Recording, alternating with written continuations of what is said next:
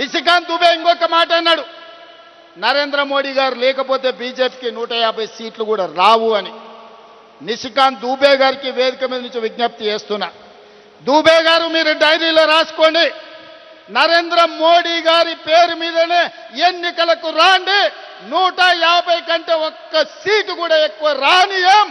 నరేంద్ర మోడీ కాదు, మొత్తం ఆయన అభిమానులందరూ లేకపోతే భారతీయ జనతా పార్టీ నాయకులందరూ ఉమ్మడికి వచ్చిన 150 సీట్ల కంటే ఒక్క సీటు కూడా ఎక్కువ రానియం. రాహుల్ గాంధీ గారిని గెలిపించి ఈ దేశానికి ప్రధానమంత్రిని చేస్తాం.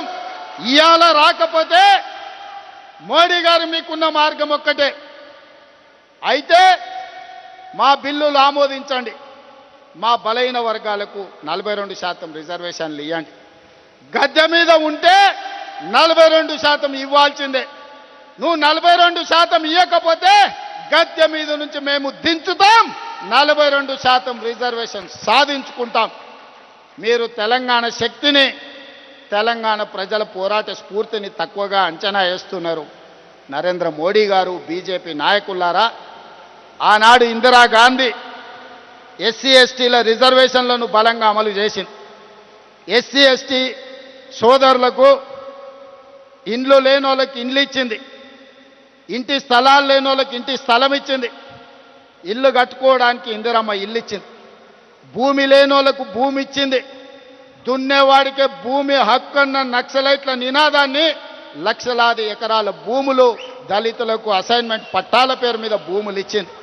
అడవుల్లో బతికే మా ఆదివాసీ సోదరులకు పోడు భూముల పట్టాలు ఇచ్చి 25 లక్షల ఎకరాల భూములు దళితులకు ఇచ్చింది, 10 లక్షల ఎకరాల భూములు గిరిజనులకు, ఆదివాసులకు, మా లంబాడి సోదరులకు ఇవాళ రిజర్వేషన్లు ఇచ్చింది.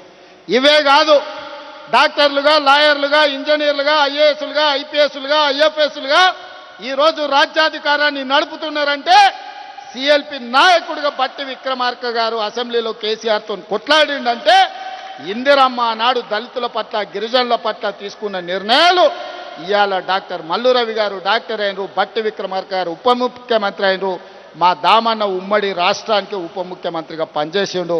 ఈరోజు మెడికల్ అండ్ హెల్త్ డిపార్ట్మెంటుని సమర్థవంతంగా నిర్వహిస్తుండు.